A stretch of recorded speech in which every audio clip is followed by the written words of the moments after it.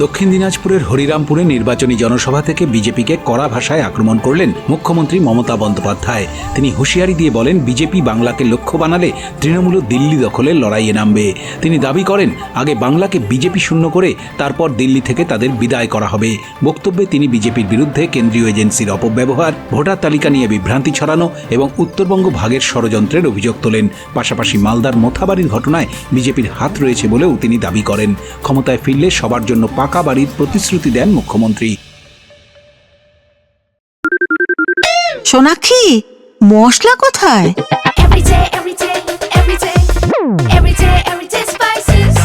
Everyday মশলা, দেশের স্বাদ।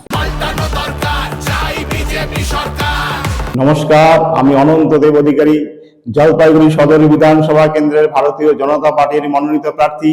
আমাকে আপনারা দুহাত তুলে আশীর্বাদ করুন, আমার উপর ভরসা রাখুন। আমি কথা দিচ্ছি, জলপাইগুড়ির সার্বিক উন্নয়নে কখনো কম্প্রোমাইজ করবো না এবং আপনাদের পাশে সদা সর্বদা পাশে থাকবো।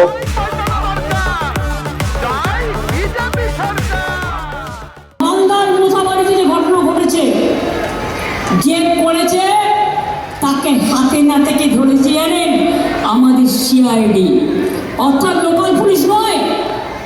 বাগডোগরা দিয়ে পালাচ্ছিল, মুম্বাই থেকে এসছিল, মুম্বাই থেকে বিজেপি ধার করে ওই মিমকে নিয়ে এসছে।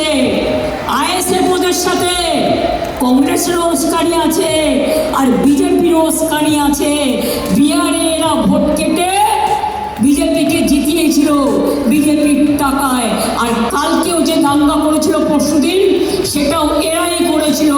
মনে রাখবেন, পরিকল্পনা করে, পরিকল্পিত করে এরাই আসার আগে আমাদের সিআইডি, যেটা এখনো আমি দেখি সেই সিআইডি ইলেকশন কমিশনের আন্ডারে পড়ে না, সেই সিআইডি যাকে গ্রেপ্তার করেছে বাগডোগরা থেকে আসল কালপিটকে। এর চক্রান্তের খেলা বুঝে নেব, খেলা হবে দুরন্ত খেলা, দুর্দান্ত খেলা। বিজেপিকে শূন্য করে দিন, বাংলাকে পূর্ণ করে দিন। সবার শেষে আদিবাসী নৃত্যে অংশ নিয়ে জনসংযোগ করেন তিনি। গঙ্গারামপুর থেকে জয়ন্ত সরকারের রিপোর্ট, উত্তরবঙ্গ সংবাদ।